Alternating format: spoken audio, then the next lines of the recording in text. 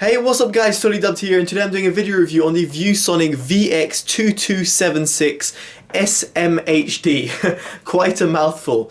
This is a budget 22-inch Full HD monitor that has an IPS display. In terms of pricing and availability, I actually found it quite hard to find in the UK. It's retailing for around £135 according to ViewSonic's PR. Links will be down in the description in case you're interested in purchasing it. On Amazon USA as well, it was a little bit hard to find, but you can get it for around $140 directly from Amazon. Now in terms of specs, so yes, it's a 22-inch display. It's got a viewable screen of 21.5 inch to be precise. As an IPS panel, it has a Full HD 1920x1080p display. It has a quoted response time of 4 milliseconds G to G. We'll get into that in just a bit. In terms of inputs, you've got HDMI, DisplayPort, VGA, and you've got a line in and out via 3.5mm jack, and it's got 2 3-watt speakers as well, which I couldn't figure out on how to work because for some reason the audio wouldn't pass through the monitor itself. Other than that, make sure you check in the description below for the full specs from ViewSonic's website. Now, the biggest thing over here is its build quality. Now, the build quality is stunning. It's a small mini monitor, but despite that, it's got a frameless design, which makes it beautiful to look at. Something similar to an AOC monitor that I previously reviewed. It's very much the same sort of design. What I like is the stand. It's got a silver stand, which is a metallic stand over here. Keeps it very sturdy, and it makes it look quite sleek and stylish on the desk. In terms of adjustments, you can tilt, but you've got no sort of pivot or rotating or height adjustments via the stand.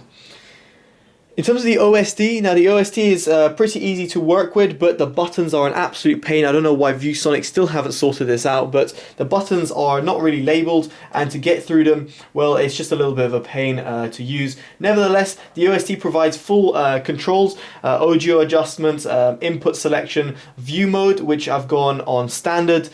Within it, I've got input lag on, and I've got response time on standard, which I'll get into in just a bit in the gaming section of this.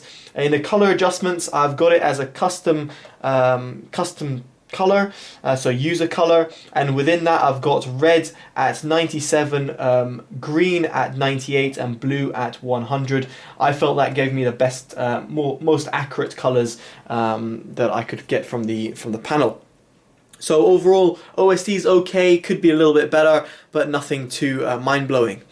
Now let's talk about its panel quality. Now the panel quality is an IPS panel which is behind this. Now in terms of its color reproduction, I must say it's actually relatively good. It's not mind-blowingly good, but it's relatively good. I felt that it was slightly washed out in terms of, in some scenes I found that it was a little bit washed out.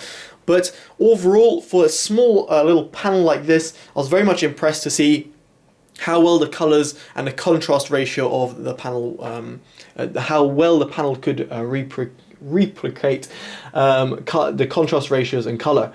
Flicking through these images, as you'll be probably able to see, if I just reduce the EV of my my camera, you will see a little bit more accurate reproduction over here. Colors really do pop. They've got a great sort of a vibrant tone and a good saturation and a fantastic contrast ratio, which you can differentiate. Say in this scene, you've got a nice white at the top end, and a really dark just in between of this in between this bridge and this little piece of the mountain. Let's go through a different scene because it will be easier to explain.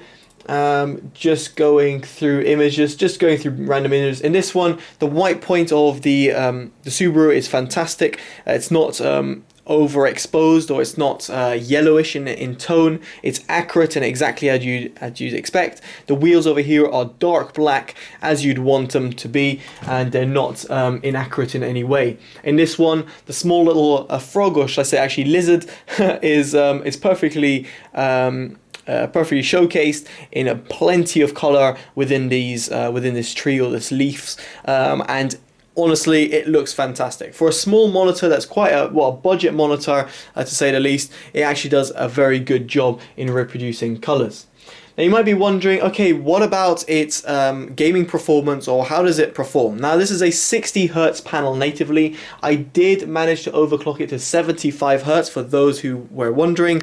So I'll just prove that by zooming into my NVIDIA control panel settings, and you're able to see 75 Hz running there. I also ran it through UFO frame skipping just to make sure that I was running at 75 Hz, and you'll be able to see, well, hopefully relatively soon, that you got 75 Hz confirmed. And I did check for frame skipping and there was none there. So yes, this can run at 75 Hz if you so wish, over the 60 Hz default that the panel comes with.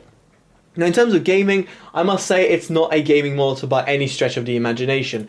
Running some CSGO on it and just playing with it, I felt that the monitor was not very responsive. It was quite slow actually, and I was pretty disappointed with that. In terms of input lag, it's actually relatively impressive. It's not the lowest input lag monitor I've come across, but it is quite good, especially with that low input lag mode enabled. So in terms of response time, it's not fantastic, and you can boost it down via its sort of overdrive settings. However, in this, what it does is it adds a lot of unwanted ghosting. So on the ultra fast setting, you might be able to see the wall all going fuzzy over here, potentially if the camera picks it up, but it's absolutely crazy. It's just not something that I would ever use or ever game on. But obviously if it's a point of call, if you really need it, then do it, because the response time monitor is a lot better versus when it's on standard, when it's a lot slower. Nevertheless, this monitor isn't really aimed for gamers, but if someone wants to casually game on it, in other words, if you're going to be playing something like a MMORPG or a RTS game, then yes, this monitor will be absolutely fine for those gaming purposes. So there we go, guys. In terms of my opinions of the monitor, I think it's a great little looking monitor. It's a little bit hard to find, at least in the UK at the moment, at the time of doing this review.